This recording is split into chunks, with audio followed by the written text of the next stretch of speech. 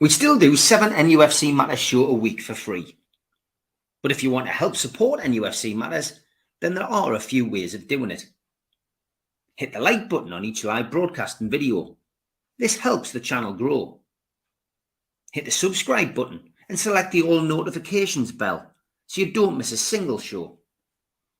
If you want to help us financially, then you can join the channel using this button with the membership starting at $1.99 a month. Or you can drop us a donation in the chat using a super sticker. We're also looking for sponsors. If you'd like your brand advertised on the flyers for the show and featured during the ad break, then email John at nufcmatters.com to arrange today.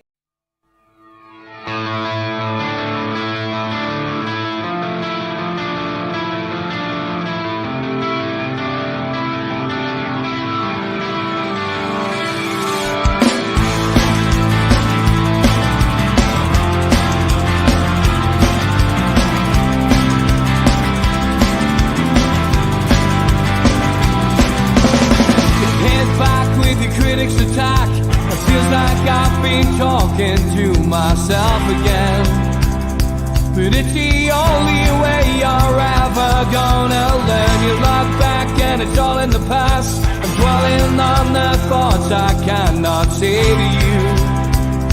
If I don't say the words, then maybe it's not true. And it feels alright when they come and say to you,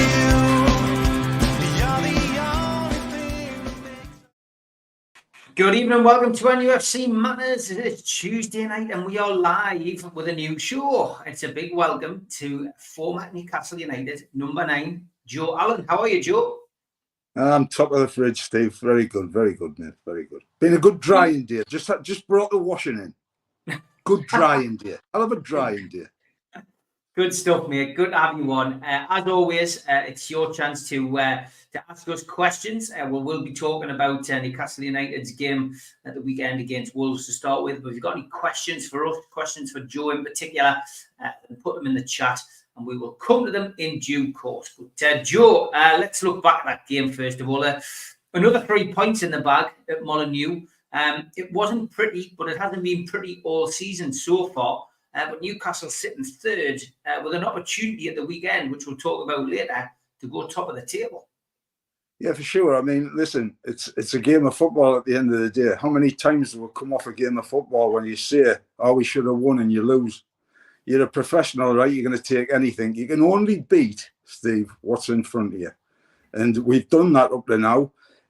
Great to be third in the table, but even better to think that we haven't even hit any sort of form yet as regarding playing well. I think I can count like 45 minutes probably all in that we've played really well, and it bodes good things for being in a third place position this early in the season, but actually not performing to what we can perform, because we know with the players that we've got that we can do a lot better, because we've proven that in the past. Yeah, we certainly have. I mean, obviously the results all that matters, Joe. But the performances, are they that important? I was talking to you earlier this afternoon, and we're looking at the way that Newcastle played when Eddie Howe came in his first spell as Newcastle manager in that first season. His job was to keep Newcastle United up. So there was a defensive steel about the team, and he managed to pull off the great escape. The second season, he comes in and he pulls off a miracle, really. He turns those players into almost world beaters. And Newcastle finish, in a European position, get to a cup final, obviously lose it against Manchester United. Last season, Newcastle conceded a lot of goals, terrible injury list, but obviously scored a hatful. Who can forget, banging 8 goals past Sheffield United, 5 goals past them at home. But we were almost like the entertainers reborn last year. So this season almost feels like so far like an amalgamation of both. Newcastle are still scoring goals, but they're not conceding, not playing pretty football, but it feels like he's changed something and people can't really put their finger on it. I think you've got to look at the personnel, Steve, when you have a look at what we're playing up front. There's a perfect example on Sunday. You've got Isaac goes off with an eye injury, you know, and people will say, oh, it's just his eye and whatever. Or, you know, you can imagine Mbappe for France when he broke his nose, and you're thinking, you've missed half the tournament with a broken nose. I'm not being funny, mate, but you can only break your nose once, especially in a football match. And after that, the hurt goes away. I've had it done. That's why I'm this good looking. But at the end of the day, you have a look at his eye injury, and he had to come off, so he had to change it. What I'm thinking of is he's brought in the young lad, right? And he's on the bench. Back in the day when I played, there was 1 sub, 2 subs at the end, you know. Nowadays, there's 10 to choose from. You know, he's a Premier League proven player. Was this the time to put him on and play him up front? But he plays Anthony Gordon, and fair enough, the substitutions in all 3, I thought, were very good substitutions because they all worked. And that was just the half-time ones. I'll come on to the other substitute later. But, you know, when you've got a forward that's itching to get on, I mean, you know, you want to play and you want to make your mark. But last season, you're talking about goal scoring. You've got to understand as well. Callum Wilson was putting in his fair share. Goals for games ratio was second to none along with Isaac. And you've got 2 firing all cylinders. When you're getting goals from your midfield and your centre-backs, it bodes well. And that's when you can play better and you can entertain better. And certainly, you know, the entertainment value last year was a lot better. But like I said before, you can only beat what's in front of you. I would be a little bit disappointed if I was the boy that's you know, he's got to get a chance. I'll be knocking on the manager's door asking him when am I going to get a game. Because, you know, you bring the top...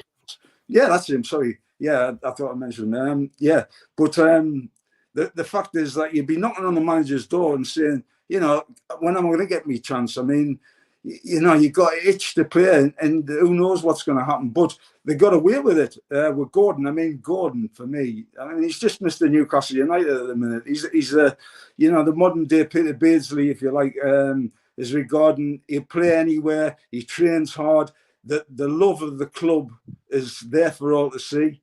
You know, people come knocking for him, and he doesn't want to leave, and that's fabulous for Newcastle United fans. But you know, when you're getting them playing centre forward, you're bringing on Harvey Barnes, and yeah, he's going to be another one that I'd be knocking on the manager's door. I mean, he scored a worldie against Tottenham. He played really well, and his goal that he scored on Sunday, for me, was as fit to win any game of football.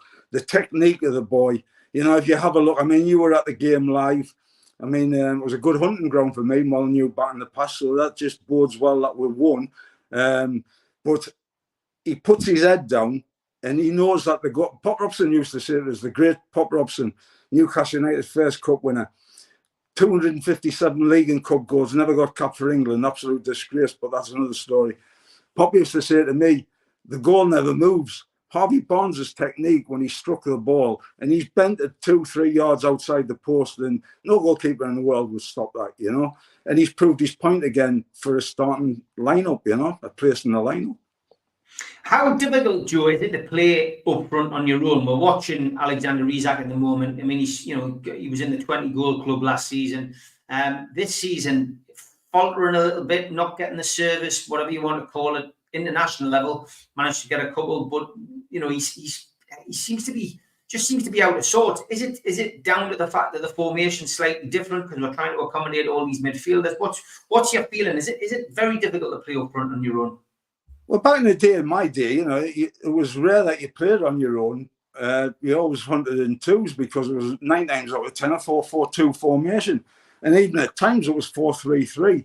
So if you played up front on your own, it was usually the workhorse in the team that would play up front, and you were going there for a point, you know, and that would have been the case where you'd pat the defence, pat the midfield. And it did happen, and I didn't like it. But the only reason why I didn't like it was because I wasn't getting chances, you know, and playing for the clubs that I played for, you know, a lot of clubs, which means that I'm going to get a lot of chances and a lot of goals. But I always like playing with wingers. Now, if you're playing in that one role up front, you know, you've got to have the 5 in midfield and these wing backs and what have you. I don't think that's really Harvey Barnes' position as a wing back. I think he's an out forward. You know, he's somebody that can turn a game on with a pinch of salt like he did on Sunday. But it's tough when you're playing up front on your own.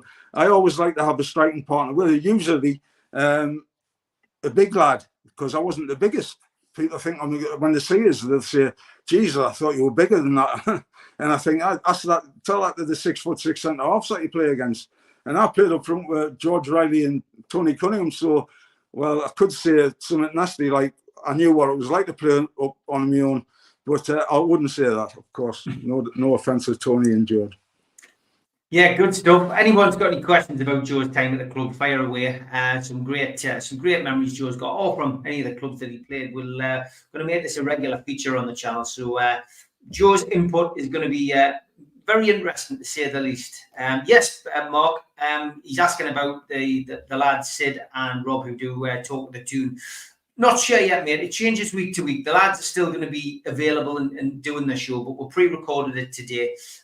We'll be working out a running order at some point. But yeah, they're still going to be on. The Talk of the Tune lads are still going to be on. You might just have to catch them on a Saturday morning. Those were the days by George is coming to its end. Really, it's coming to its natural conclusion very soon, so there will be a little bit of a change around, and we do like to keep the channel fresh. A couple of messages coming in. Paul Watson says, great to see you both looking so well. He'd heel or toe, give it a Joe. That's from Hen up in Scotland. Good to hear from you, Paul. Good boy. Man. He was terrible at cleaning boots, but he was a great centre half. Jules, good evening. She says, Joe, you made me partners night at the last do at the Irish Centre. Hartlepool rules. Yeah, I mean, I remember them well. They were very, very kind to us, Steve. And it was a great night at the Irish Club for Dementia. Dementia Matters, what a great charity. It was, mate. Ian Tune Trader says, great to see Joe on the channel. It was amazing to meet you, Joe, at the end of season 2. You'll remember me, mate. I was the one who was amazing at singing. There was a few amazing by that time. I wasn't drinking. And Mark Bayer says, I'm 50-year-old Joe. I'll take us playing under par all season if it means I see us win the first trophy in my lifetime, win the second one by playing in more style. Yeah, I mean, at the end of the day, it's what the fans deserve, Steve. We've been barking on about it for years. At the end of the day, I might have played for the club, but I've always been a fan of the club, you know. And the fact is that we've been starved of success, even though we've had some of the best players that you can imagine that's ever graced the football field. But for the fans, you know, they deserve that. And I think Eddie Howe knows that as well. Kev Drew, good to see you in the chat, mate. He says, Mario, Luna and Buddy say hello to Joe, Steve. That's the dogs. You'll remember them. Kev from the back page. Andy Ambleton says, great show, lads. Could listen to Joe all day. And Mark Byers comes in with a question for you. He says, Joe, best and worst teammate that you've played with, Joe, at any club? Oh, God. Do you realise I had 9 clubs? Yeah, you had more clubs than Jack Nicklaus. Well, I used to say Tiger Woods, but he stopped playing as well. No, I would have said, God, the best... There's been too many, you know. I mean, it strings off your tongue, the likes of Gascoigne and Beardsley and Waddle, you know, because them were just unique legends. Well, Pedro watches the show, so maybe you've got to say he's the best. Well, to be honest, Peter Beardsley is world class. It's as simple as that. And I'm not I'm not making any notices or bias in any way, shape, or form, because to watch him and play with him every single day. The word genius springs to mind, and that's what Peter Beardsley was, an absolute genius. But teammates, I mean, I was close to a lot of players. You know, the Hartlepool lads were really close when you're second bottom of the 4th division looking up, and there's only places in front of you. You know, it's a tough dressing room to be in. I mean, there's too many teammates to just single out one. I mean, Vinnie, obviously, at Chelsea was unbelievable for us. I mean, he come up with this hard man image and all the rest of it, but I've got to tell you, Vinnie Jones is one of the kindest people in the world, as well as the chosen one. I call him that. Gaza, you know, you're never going to get anybody. He's the best player in the world for me in 1990. It's as simple as that. That's my opinion. You ask the captains of all the international teams that he played against, and he took the absolute mick out of. But, you know, you cannot split them, because we are footballers reminiscent of ships passing in the night, if you like, you know. And when you have as many clubs as me, you're going into dressing rooms when there's 30 different blokes every time you get a club, and you know, I managed to squeeze in 9. So yeah, it's a great question. I'll have a long think about it, but I wouldn't like to upset anybody. So we'll just put it on as being, put it this way, I was the worst goalkeeper I ever saw. John Rook, very kind of him. He said, Hartlepool's best ever striker, Joe Allon. All the best, Joe, from John Rook. Very kind, Rookie, very kind. Ian Brownlee says, question for Joe, who was the biggest joker in a dressing room? Well, I mean, when I first went in the dressing room at Newcastle, we signed a guy from Everton called John Bailey. And I swear to you, he was the funniest person I've ever met in my life. He was just an unbelievable character. And I think he had that character at Everton Football Club when they were very, very successful under Howard Kendall. But John Bailey was like, he would come up with everything. I mean, practical jokes, he always had Gazza, you know. I mean, I remember a brilliant one that doesn't get talked about because basically it was only me and Gazza there. And can I go on and tell you, Steve? Go for it, yeah, go for it. Yeah. We're in the cafe. So there's a cafe just off the West Road, and it was between Benwell and St James's Park. And we used to call in there and used to get something like a piece of quiche with some beans, like it used to be £1, you know, and you'd get a glass of pop. So we'd stop by on the way. We walked from Benwell because we didn't have cars. And we stopped off at this cafe, and the lass in there used to look after me, you know. And one day we're in there and we ordered with quiche and beans, and there was these well-to-do ladies in that cafe. You wouldn't believe the cafe nowadays. I think it's an Indian restaurant, but anyway, it's just up from Barrack Road. And they were sitting, and they'd obviously been shopping, but they had a young child with them. The child would have been 3-4-year-old. And me and Gaz are sitting opposite. There was probably 8 seats in the cafe. And Gaz is there, and he sees the kid. And, of course, Gaz is pulling faces at the kid. And I'm saying, stop it, you know. And he's just pulling faces. And everything Gazza does, the kid does. So Gazza does that, the kid does that. Gazza does that, puts his tongue out, the kid does it. Gazza gets the pepper pot, puts it on the table. The young'un puts the pepper pot on the table. Gazza gets that finger, licks it, dips it in the pepper on the table, puts it in his mouth. But Gazza does that with his finger and doesn't put it in his mouth. The kid who's 3 does that with his finger, licks it, puts the pepper in his mouth, screams the whole place down as the pepper hits the back of his throat, and Gazza's piddling himself laughing. We're absolutely screaming. The place has went up, and he toddles off out of the front door, you know. Just Gascoigne gold. Gascoigne gold. But, yeah, there's some dressing room jokers. Andy Townsend at Chelsea was really, really funny. Brilliant broadcaster. One of the best broadcasters, I think, of an ex-footballer on the TV for years now. But there's been a few jokers amongst the pack.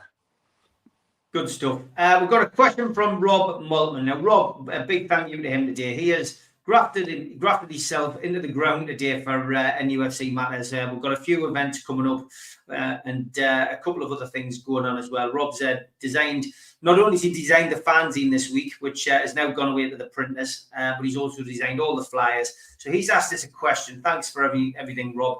He says, Joe, everyone has a Jack Charlton story. What was your experience with the legend Big Jack? Well, Jack, you know, I can say now at the end of my career, and this is no disrespect to anybody, but Jack Charlton was the biggest influence on my career. I mean, everything happened for us under Jack. I played in the first team. I scored in the number 9 shirt because of him. And, like, I got my first professional contract. And I wasn't supposed to get it until I was 18 years of age. And we'd been on this thing for the government called the Youth Opportunity Scheme, which paid you 25 quid. And the club would give our mums 20 quid for the board, you know. And I went in after the year and I was just turned 17 and he says, I'm going to make you pro. So I've been on 25 quid a week, Steve. And basically that was my wages, was 25 quid a week. Obviously my mum got the 20 quid, so I didn't have to pay any board, but that 25 quid didn't go very far, you know, when you're knocking about with Gaza and, you know, anyway. I just remember going in for my first pro contract and we'd done well. Me and Paul had done well and he was with us as well. So me being the head lad, I went in first. And the gaffer, he says, right, what do you want? I said, well, the contract, gaffer. He went, right, it's like this. I'm going to give you £150 a week, £100 a game, and £100 a goal. But in the summer, I'm going to pay you £60. He says, I want you to learn a trade, whether it's bricklaying or painting, decorating, woodwork. I thought, woodwork? He went, you've got to have something to fall. I think you're a good player, but you've got to have something to fall back on. I thought, oh, he said, I'm going to give your mum 5,000. I thought, wow, you know, I've just bought my mum's house sort of thing. Get in. So I come out and all that, and I'm quite chuffed, to be honest. 25 quid or 150, and then all the bonuses plus £5,000. That was a fortune. Gaza went in, comes out. I says, how well then? 150, aye. 100 a game, £100 a goal, aye. I says, in the summer 60, no, 80. He wants us to loan a trade. A trade? What does he mean by that? Like a trade? I says, 80. So I break the gaffer's door down. I says, gaffer. He says, what do you want? Bearing in mind, he's 6'7". And I'm not like, I'm a midget compared to him. I says, gaffer, you give it 150, 100. I says, you're giving me 60 and you're giving Gaza 80 in the summer. He said, he's a better player than you. I says, not in the summer, he's not, gaffer. And he gave us the extra 20 quid. It's a true story. Classic, absolute classic. And yeah, Joe does do a really good Jack Charlton impression. Gaza one's good as well. So thanks for that. Lots of questions coming in. Keep them coming. We don't mind, with this being Joe's first show, we did expect a few coming in. Barry just says, Joe, you're one of my heroes from the 1980s. Was it true that you almost signed for Middlesbrough? And in hindsight, would that have been a better move for you than Chelsea? It's definitely true. I went to Colin Todd's house on a Sunday at lunchtime and agreed terms with him to sign for Middlesbrough. I was going to be playing up front with Bernie Slavin, which obviously Bernie was a great goal scorer. So Colin Todd had a really good side in place. And the fact was, Middlesbrough, out of the 46 games I played for Hartlepool in the league that season, they watched us 28 times. They obviously weren't convinced by the 35 goals I scored, so they had to do the homework and watch us another 28 times. Anyway, the fact was I agreed terms because I had a house in Washington, and I was very, very happy and settled. And I thought, playing in the Northeast, the next best thing to Newcastle United, staying in the Northeast, because I was obviously never going to sign for Sunderland. You know, if they were playing in the back garden, I'd have shut the curtains. But the thing was about Middlesbrough, it was a case of, yeah, we can handle Middlesbrough and do that, and I could live at home. So Colin Todd, I really believed it. You know, he was a class player, an international footballer, represented England on lots of occasions, and been a very successful player at Derby County and Nottingham Forest. He was a legend, and I think he started at Sunderland Football Club. So there is life after death. But the thing is, with Colin Todd, I got to the Northeast news that come on the Sunday evening. It was only a little snippet news. It wasn't like the big news that you get Monday to Friday. And it was on about 6 o'clock in between whatever songs of praise in the film or whatever. And it had said the headline news was Colin Todd resigns as manager of Middlesbrough. I thought, well, that's been an interesting 6 hours, because at 12 o'clock in the afternoon, I'd signed for him. And basically, I ring the chairman up from Middlesbrough Football Club. He's a nice guy, really nice guy. Colin Henderson, his name was. And he said, listen, we're going to honour the agreement that you've had with Colin. And I said, oh, that's great. I says, who's going to be manager? And he says, oh, I don't know at the minute. I says, well, chairman, I'm not going to sign for somebody that's not going to be a manager. This move for me was definitely so crucial in my career, because I needed to get first team football at a higher level. Hartlepool were absolutely unbelievable for me. Everything happened for us at Hartlepool. Without Hartlepool, I wouldn't be here this day. You know, they put me back playing on the map. And I'll be forever grateful to the town of Hartlepool and the supporters of Hartlepool. I love them daily. But the fact come that they were going to cash in and get a lot of money for us, and I wanted to move higher. So I said to him, can we leave it until you find out who the manager is? He said, for sure, we can do that.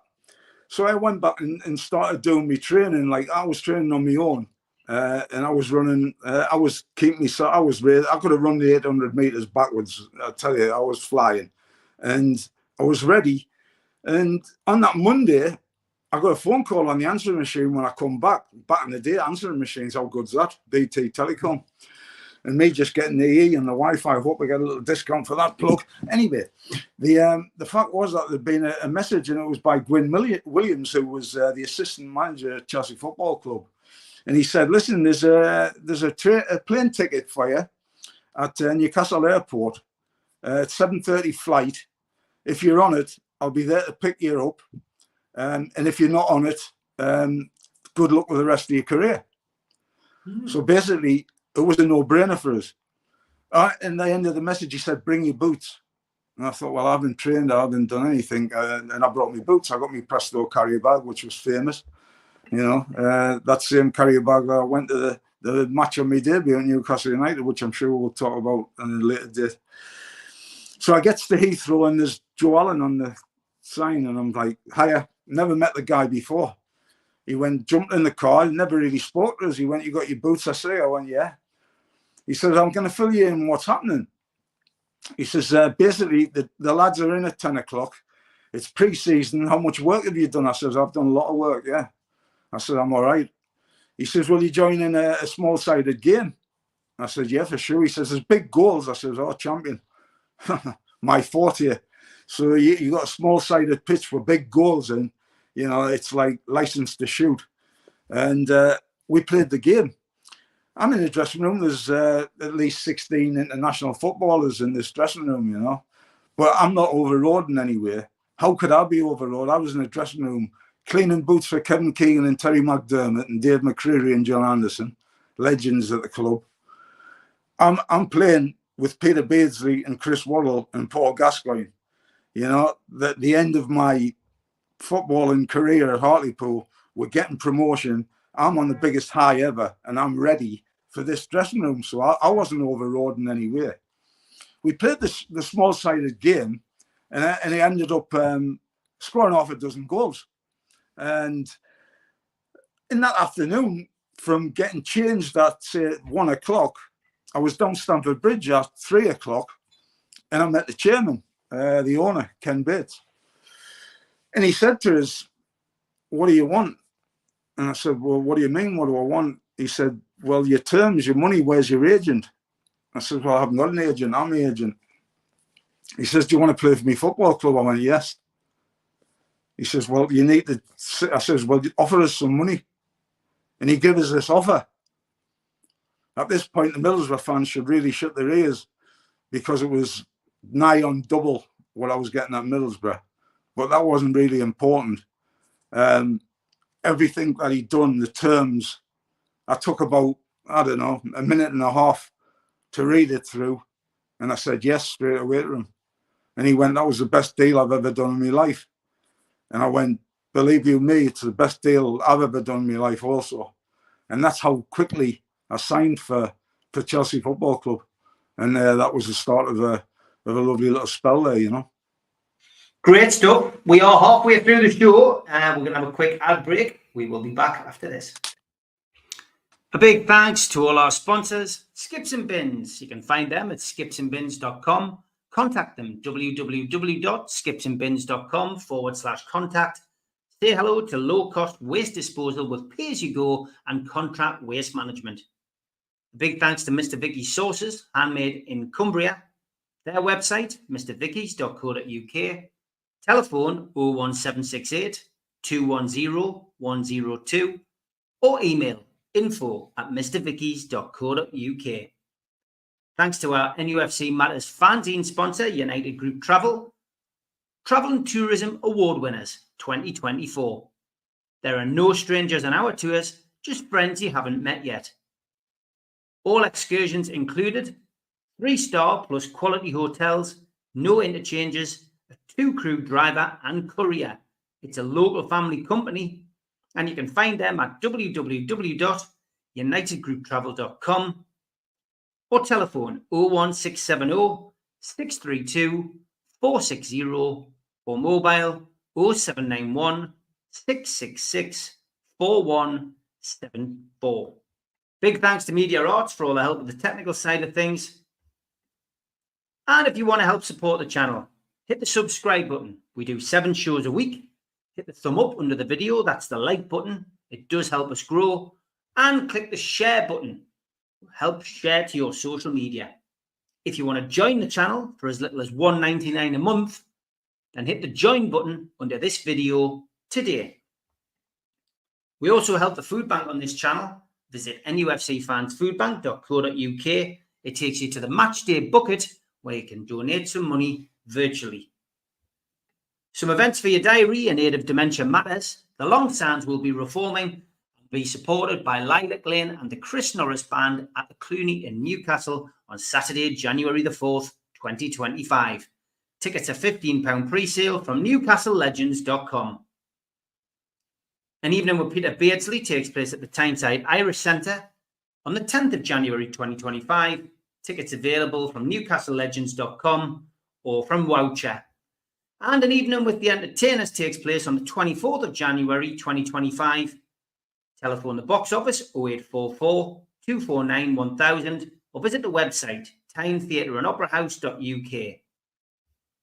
And the Magpie Lounge at Gateshead Leisure Centre is now open. 7 talk-ins for £99. Joe Allon will be hosting talk-ins with Lee Clark, John Anderson, Steve Howie, Darren Peacock, Supermac, Steve Watson, John Beresford, all between the dates of January and July. £99 for 7 talk-ins, newcastlelegends.com. And don't forget, you can subscribe to our NUFC Matters fanzine, £20 for 4 issues with all proceeds going to Dementia Matters. If you live overseas, it is £50 for 4 issues. To order now, go to newcastlelegends.com. Okay, welcome back to NUFC Matters. It is Joe Allon's first podcast, and it's gone very well. Lots of questions coming in.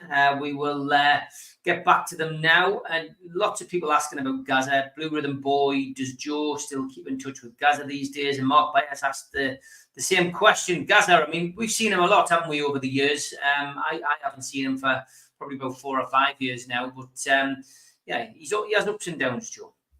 Yeah, for sure. I mean, let's face it, I have myself, and to be perfectly honest, when you're in that place, it's not a nice place. But I just hope, he keeps well and he gets well. And I mean, I love him dearly. And like I said before, there'll never be another Paul Gascoigne. He was a genius. And I go on the record, the best player in the world in 1990 in the World Cup. I mean, they'd say about Gaza's tears and all the rest of it. It was just everything about him, everything he did. And people don't see the other thing, Steve, the kindness of Gaza, I mean, the practical joking and the messing on, and yeah, fair enough, and it's hilarious, it is. But Paul Gascoigne would give you, if he had £2, he'd give you a quid, that. And he's that type of guy, he's the most loving, generous person that you'll ever meet, Yeah, 100%. Okay, question for Joe. Who is your best friend in football, says Jackie Nicholson? Again, it's really hard to say. I mean, I can put up, there's players that I haven't even played with, I mean, since I come out of the game, we've become great friends, and I used to play against them. Little Billy Askew was well up there, and one of my best mates I've ever had, and still is, I would hope. And Billy Whitehurst, who I played with that up front at Newcastle, he was record signing, and I took Billy's place in one game, and Billy sat next to us all through the game, rubbing me, all through the pre-match until I went out in the park, rubbing me leg, jigging us up, being there for us. And that was the first time I scored in the number 9 shirt. against Coventry, and Billy was there. You wouldn't get that these days. I wouldn't have thought of players, you know. There's lots of the great players. Jeff Clark was very instrumental and still is in my life to this day. Jeff's had a lot of medical problems. You know, he's had trouble with his eyesight, and he's poorly, but he's still going, you know, Jeff. And like I say, influential both on and off the park for us. He's up there and definitely in my top 5. And Vinnie Jones, I mean, I live with Vinnie. And like I said about Gaza, people have the wrong idea about Vinnie Jones. If you know Vinnie Jones, you'll start hearing stories when he used to go on Christmas Day, Steve, and I know you're a big fan of Vinnie. He would make me, before going to training, because invariably we always train on Christmas Day because we always had a match on Boxing Day, and he would go around the hospitals, the local hospitals, with money that he'd have in his own pocket. It would be a couple of grand, and he'd say to me, right, I want $1,000 off you. And he'd go out, he'd buy all the toys for the kids, and he'd make me go with him to deliver the kids' toys to the wards for the children at Christmas time off his own back. And them things never get spoken about. You know, buying a guide dog for a blind kid in Wales out of his own pocket, which cost a lot of money. You know, things like that never get spoken about. They talk about the nutcase and the hard man and all the rest of it. But people like this, really, honestly, are great, great people and great friends. And obviously, Vinny's had terrible time with his beloved Tyne passing away, who was also a great, great friend of mine, like my second mother. Yeah, you know, great people. Yeah, lots of people have asked about Vinnie Jones as well. Barry Hogan just simply says, Joe, do you have any Vinnie Jones stories? Mark Bayer says, Joe, if you could have taken Vinnie Jones's place in one of these movies, which movie character would it have been? He says, I can see you're doing a good version of Bullet Tooth Tony in Snatch. I haven't got enough teeth for Bullet Tooth Tony. All mine are false. There's only one false in Bullet Tooth Tony. No, I think Vin's been brilliant. I mean, Jesus, he's done over 100 Hollywood movies. Obviously, Snatch was a fantastic film. I mean, Lock, Stock, his first role got him on the actor's map, if you like. But he's also had some good roles. A lot of people, I would have said, that know me over the years would probably have us playing the Sphinx. People say, what was his role as the Sphinx? The Sphinx was the role he had in Gone in 60 Seconds with Nicolas Cage. And the Sphinx only had one sentence in it. So that would probably be a lot of people's idea of me as a perfect movie, because I'd only have to say one thing. They wouldn't have to listen to us go on. Robert said, never mind taking Vinnie Jones's place in Snatch. Joe could do a quality brick top.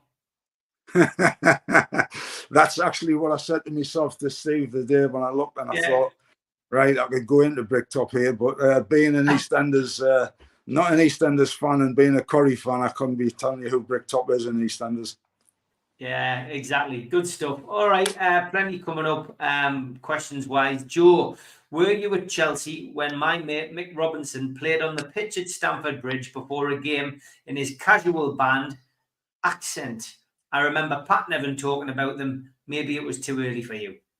Yeah, a bit early for me. I mean, Pat was just left the club when I was there, so I wasn't there when Pat was there. I know Pat really well. He was very forefront at the PFA. Great lad, but a bit of a weirdo, Pat. So he could wear like the punk rock gear with his Crombie coat and whatever to turn up the matches. So I got told, and he was pretty much a punk stroke mod look. Who had invariable tastes in music, but it takes all kinds, I suppose. We can't all like Spandau Ballet like me. Yeah. Gary says, does Joe think the difficulty for Eddie Howe with Barnes and Gordon is that they both prefer to play on the left-hand side, and Gordon's place with England is on the left? Is Gordon wasted on the right? Well, he's what he does is he's effective in both left and right. But I like him. I saw him firstly on the left-hand side, and he had the full back on toast, didn't he? To be fair. And when he does that and he glides by people, I don't think there's a player in the Football League, in the Premier League, that can do that, you know. And it is his strength. But England will never know that because they didn't bloody play him, did they, in the Euros? So how are we going to know about Anthony Gordon? He got, 8 minutes? I don't know. It's a disgrace. I mean, the guy should be playing for England from the start all the time for me. I can see what you're saying about making a case to have both players in the team. And if so, yes, have them on the right to accommodate Harvey Barnes, but don't play Gordon as a centre forward. I wouldn't like him, even though he'll do it for you. I don't want to see him as a centre forward. I want to see him doing that because effectively with his left foot, he can go both ways as well. And he's got that in the bag. And he's not predominantly all left footed because you remember as well, he can hit them with his right foot when he comes in off his left hand side, as he's bent a few brilliant goals coming in from the left hand side with his right juke. And it's his trademark goal, I suppose, if you like. Yeah, I think they just need to get that balance right in the midfield. Big decisions coming at Fulham, I think. Some people have made it easy for Eddie Howe if he does want to drop them, and I think he's got to find a way of getting Tonali into the team at the very least. But yeah, it's interesting. That right-left situation is interesting. Will he stick with Murphy at the weekend? Will he stick with Longstaff?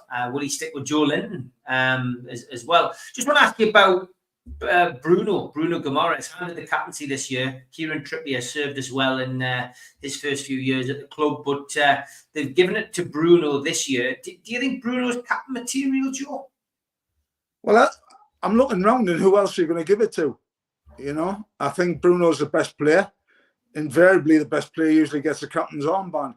Is he a leader from the front like that? Is he vociferous enough? I don't know. I'm not in the dressing room. I don't train with him. He's obviously got the respect of the players because of the player that he is.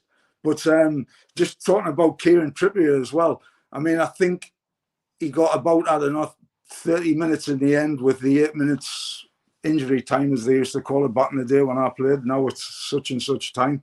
But I thought he was very calming. I thought his influence when he come on the pitch, obviously set plays is always going to be a thing for us. And let's face it, he's at the club. He's in and around the club. I would like to see Kieran Trippier be in and around the club. And if he has to play and give him the captain's armband, because that's what's right. But Kieran Trippier is too valuable to let go for me. Yes, he could have had a big payday, and yes, he could have went. But what I saw on Sunday was like a calming influence, and I think everybody looks at Kieran as well. You know, he's got that respect because he has been the captain, and I thought the role that he played, along with the 3 substitutions, which were great, but Kieran Trippier went unsung. For me, I really like what he did when he went on the pitch. So, yeah, if Kieran's playing, give him. But if Bruno, he's got it and he wants it, you know, let him have it. I mean, go out there. Is it affecting his play? Do you think, Steve, that Bruno has played the form that he played last season? Let's put it on you. I think he's suffering, mate. I think he's suffering with the formation. And I think this was the problem we're always going to have. I think when we got Bruno in alongside Tonali and Joe Linton, I don't think they play well as a 3. I think Joe Linton plays better on the left. I think that he terrorises teams down there. He gives us that bit of steel. But obviously, this is the problem Howe's got to work out. He's got a jigsaw and he's got too many pieces at the moment in that midfield. And I think Tonali is got to play. I think Bruno has got to play. I think Barnes is on form. He's got to play. So there's 3. I think a fully fit Willock should be in the team. I think he's a threat. So that means that you're going to have to make a couple of decisions at the weekend. I would on Sunday's performance just gone, and not judged on anything else. I would drop Murphy and I would play Barnes on the left and I would play Gordon on the right.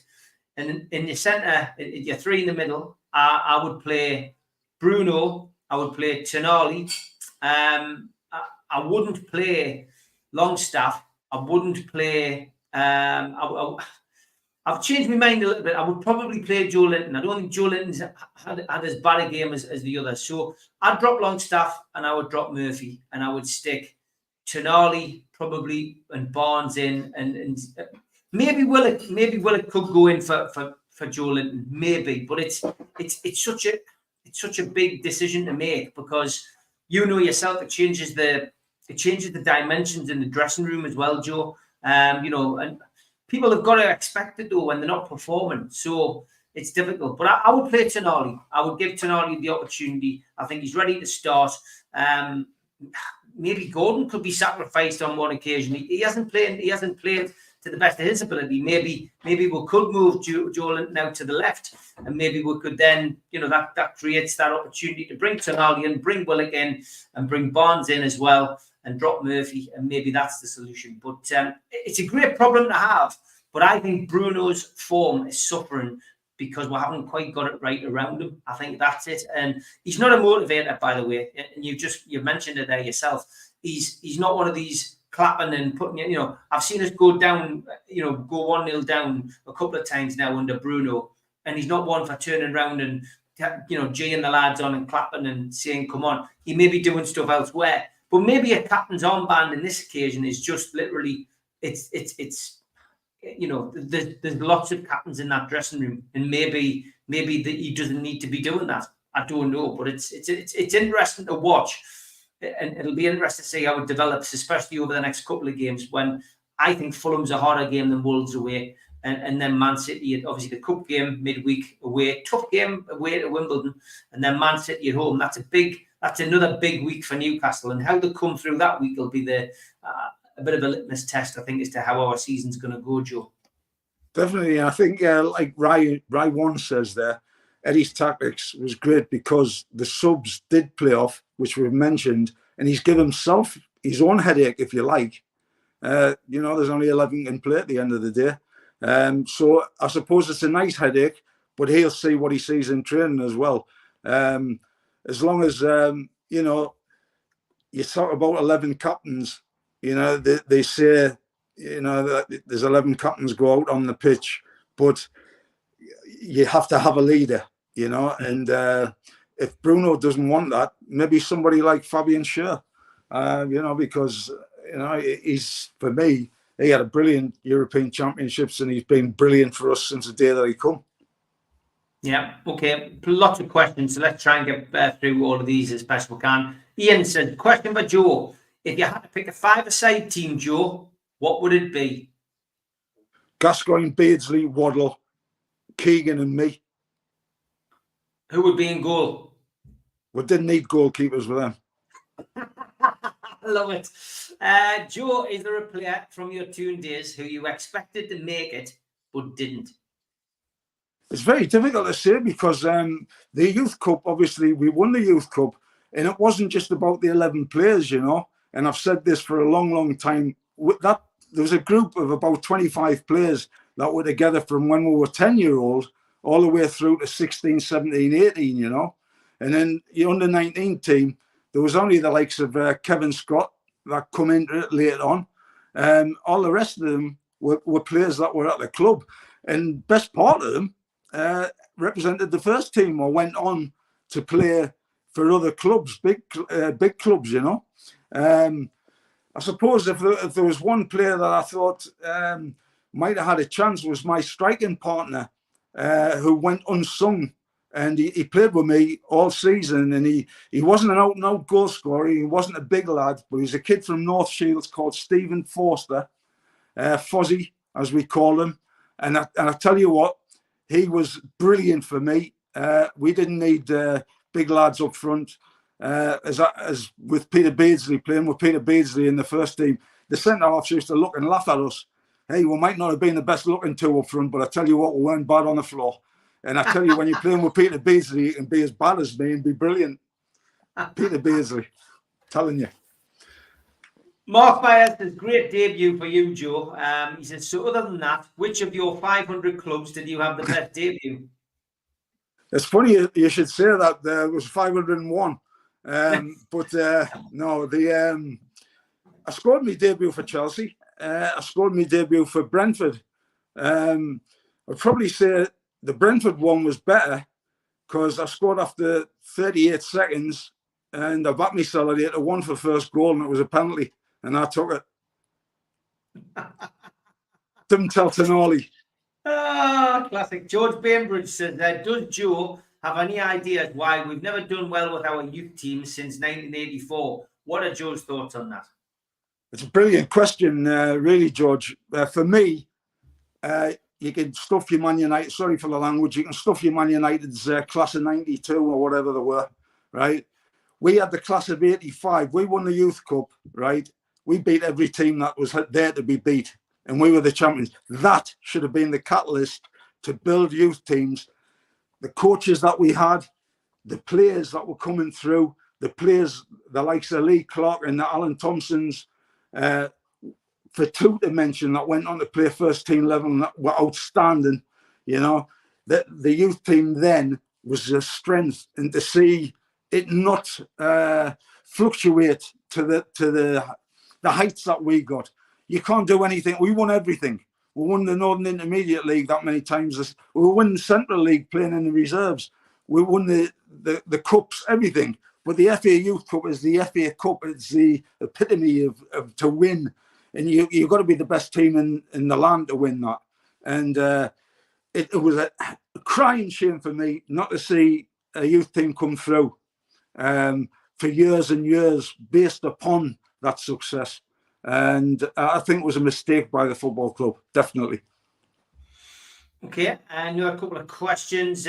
Barry again says, Joe, do you think we could have had Trippier and Tino on opposite sides at fullback, or would it not work? It's interesting that, because a lot of people have asked and suggested maybe you could play Trippier at left back and Tino at right back. But I prefer having a real left back at left back. And I don't think Hall's done anything wrong, and I took Hall as man of the match at the weekend.